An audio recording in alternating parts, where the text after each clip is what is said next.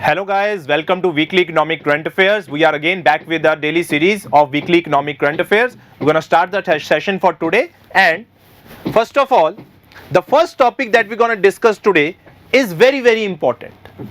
It is related to the unsustainable agriculture that we guys have been doing, we guys have been implementing, that has a direct effect on the quality of the soil. If it has a direct effect on the quality of the soil, indirectly it would have a greater impact on the food security. Recently, we celebrated World Soil Day, which is being celebrated on December 5, where it says the soils where the food begins. But we have seen the soils are under a lot of stress. How? The soils are losing a lot of biodiversity.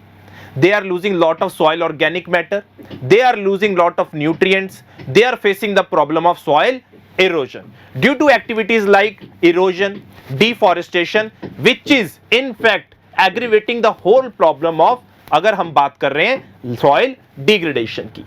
So, how do we counter this? What is India's strategy towards conservation of soil biodiversity? Or we could say, what is the strategy of India towards protecting the soil? Let's try to see. In relation to this, India has adopted a 5-pronged strategy for soil conservation. What are those basic 5 principles? Soil shall be chemical free, saving soil biodiversity, enhancing soil organic matter, maintaining soil moisture, mitigating soil degradation, and preventing soil erosion. These are the 5 strategies on which basically India is working towards soil conservation. Now, there have been a lot of schemes that have been launched by the government of India as well. As we know, there is over usage of fertilizers and pesticides. As a result, our soil quality is getting degraded. In order to protect it, a scheme was launched by the name of Soil Health Card Scheme. In order to allocate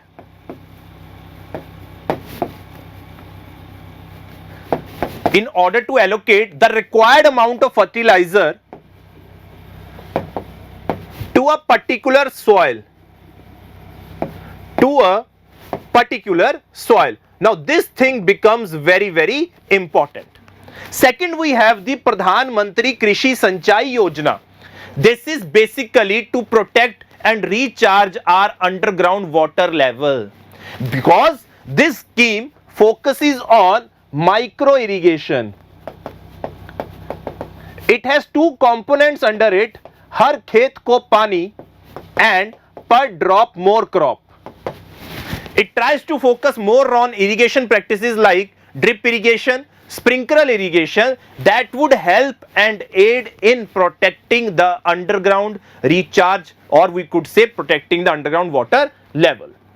The third mission, National Mission for Sustainable Agriculture, is very important, because this mission tries to focus on organic farming and natural farming. Along with this, Food Agriculture Organization, it is helping the vulnerable states to adopt certain practices that are climate resilient and in line with sustainable agriculture. Let's see those target states. The FAO works in 8 target states, namely Madhya Pradesh, Mizoram, Odisha, Rajasthan, Uttarakhand, Chhattisgarh, Haryana, and Punjab, for boosting crop diversification and landscape level planning. This thing is very important that we guys shall understand, right? So this was one of the news, very important, related to soil conservation. Now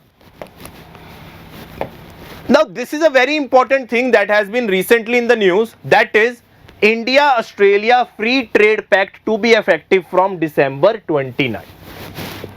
Now there are certain restrictions that have been lifted by both India and Australia in relation to the duties or the tariffs that would be imposed on the respective goods, whether it are the Indian goods, whether those are the Australian goods. What are the advantages of FTA? FTA, let's try to discuss. If I talk about advantages of FTA, first is it brings us cheaper raw material. हमारा जो raw material है that becomes cheap, that we can import, let's say from Australia. As a result, our products that would be manufactured in India would become competitive in the market because the cost of raw material has now decreased. Second thing, as we would be exporting to Australia, our exports would get cheaper and also will become competitive in the Australian market. In Australian market, they would become competitive. Very, very important to understand. And third, it augurs well for our future Indo-Australia ties, which are a part of the grouping, that is the Quad group, which tries to maintain its focus in the Indo-Pacific region. Now, these are the significant advantages that we with Australia can have if we signed or implement this basic free trade agreement. Let's try to come back to this statement. India Australia का जो trade agreement है उसका एक नाम है, that is economic cooperation and trade agreement. It has a certain name by the name of economic cooperation and trade agreement. India will provide zero duty market access, very important, to 85% of Australian goods such as wool, sheep, meat, coal and identified metals on the first day of implementation, increasing it to 91% in 10 years. While Australia will provide zero duty access to 100% of Indian goods in the next 5 years. India आने वाले 10 साल तक 91% goods को free tariff provide करेगी और वो जो Australia है वो 100% इंडियन गुड्स को जीरो ड्यूटी एक्सेस प्रोवाइड करेगी. Now here comes a very important thing. What are the various levels of economic integration? This thing we need to understand. Various levels of economic integration. It starts with free trade agreement that we just discussed. Then it goes to custom union. Then we have the common market. Then we have, let's say, economic union. These are the various levels of economic integration. As I move from here to here, level of integration increases.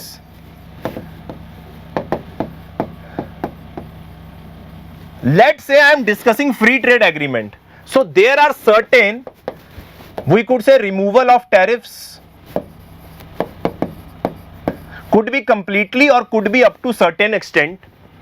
When I talk about custom union, let's say there is no tariff within these countries that are a part of custom union, but they would have a external tariff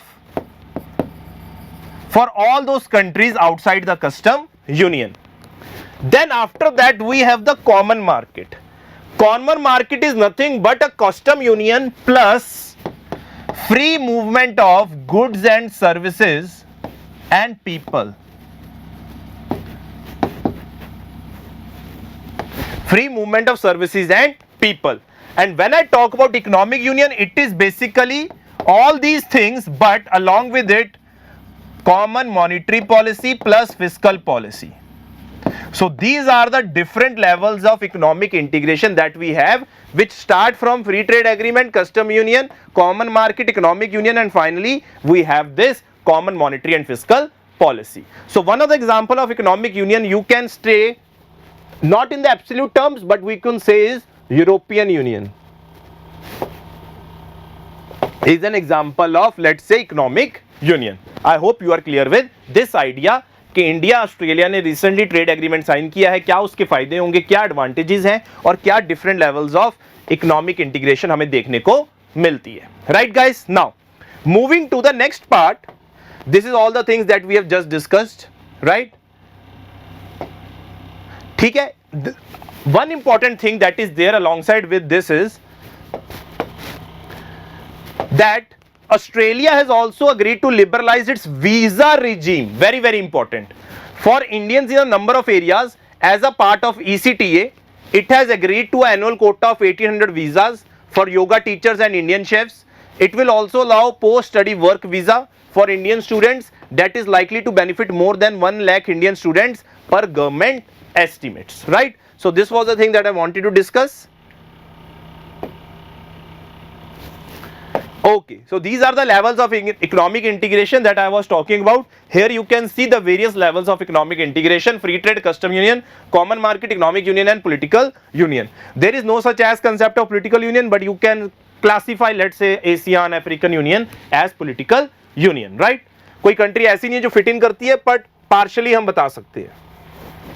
Now, I think you must have heard about the concept of incoming FDI. But there is also the concept of outward FDI. Now there is certain problem in relation to this outward FDI. What is the basic problem with this outward FDI? Let's try to discuss. The problem with outward FDI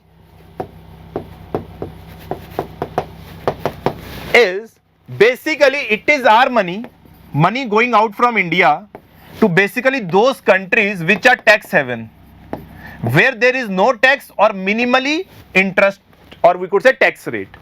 As a result, money then becomes accounted for and is routed back into our country, let's say as FDI, or in real estate, or in construction business. This is nothing but the concept of round tripping. One of the reasons why countries round trip their money is that they don't want to pay heavy taxes in their own country because of the system of the taxation that is there in one country, that it wants to send up money to another country which is possibly a tax haven where there is a very low tax rate. As a result, entities route their money through their tax haven and bring it back to their respective host countries. Now, it has a direct influence on the revenue loss of the country. Very very important. इसका direct impact कहां पे है? Revenue loss है इस country की. इस country के ऊपर रेवेन्यू लॉस डायरेक्ट हो रहा है, जिसकी वजह से बहुत बड़ी समस्या क्रिएट हो रही है. नाउ अब इस चीज को सॉल्व कैसे किया जाए? One of the things that is being advocated is, if there is this problem of tax revenue loss, why don't we have a global tax rate? कि ऐसा कुछ हो ही ना कि टैक्स हेवन जैसा कंसेप्ट जहां पे ग्लोबल टैक्स रेट हो, फिर ये प्रॉब्लम हमें फेस नहीं करनी पड़ेगी. So this was the recent news that was there about the complexities of the outward FDI. I hope this point is clear to everyone. The main reason why this money is routed is due to low tax destinations, and one of the potential losses on this tax revenue loss. I hope you are clear with this point. ठीक है जी, अभी हमने discuss कर लिया है. Okay guys, so this was it for today's weekly economic current affairs, where we discussed about 3 important parts related to agriculture, one related to, let's say, free trade agreement, and the third one was related to the concept of outgoing FDI. Thank you so much guys, see you next time. Thank you.